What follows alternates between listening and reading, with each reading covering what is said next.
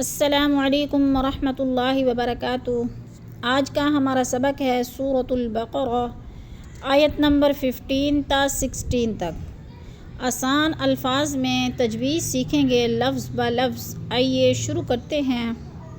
اعوذ باللہ من الشیطان الرجیم، بسم اللہ الرحمن الرحیم۔ اللہ یستہزئ بہم، اللہ کو پر کر کے پڑھیں گے، اور یستہزئ کو لمبا نہیں کرنا کیونکہ پیش ہے اوپر، جلدی جلدی ادا کرنا ہے۔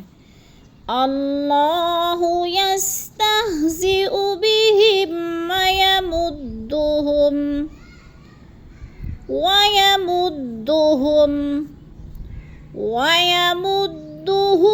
فِي طُغْيَانِهِمْ۔ وَيَمُدُّ یعنی کھینچنا نہیں ہے، تینوں کے اوپر پیش ہے تو حرکت کو کھینچتے نہیں ہیں۔ ہم پہ غنہ بھی نہیں کرنا، اظہار یعنی ظاہر کر کے لفظ کو پڑھنا ہے، جیسے وَيَمُدُّهُمْ فی کو تھوڑا سا لمبا کر کے پڑھیں گے، تو وہ یا کو بھی لمبا کر کے پڑھیں گے کیونکہ الف مدہ ہے۔ فی طغیانہم یعمہون۔ اب مکمل پوری آیت پڑھتے ہیں۔ اللہ یستہزئ بہم ویمدہم فی طغیانہم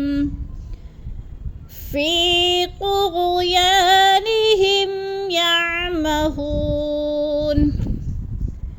اولئک الذین، اولا کو تھوڑا سا لمبا کرنا ہے، مد ہے، اور ذی کو بھی کھینچنا ہے، یا مد ہے۔ اولئک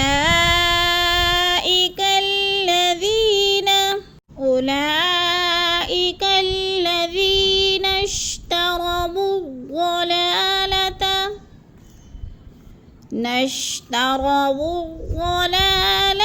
بالہدی۔ نشتروا نہیں پڑھنا، ادھر وہ کو غود کے ساتھ ملا کر پڑھنا ہے کیونکہ مشدد حرف اپنے سے پیچھے متحرک حرف کے ساتھ مل کر پڑھا جاتا ہے، تو درمیان والے دو الف نہیں پڑھیں گے، وہ کو غود کے ساتھ ملا کر پڑھیں گے۔ نشتروا الضلالۃ بالہدی، اور وقف کی صورت میں کھڑی زبر پڑھیں گے، یا کو نہیں پڑھا جائے گا، بالہدی کی یا کو۔ فما ربحت تجارتهم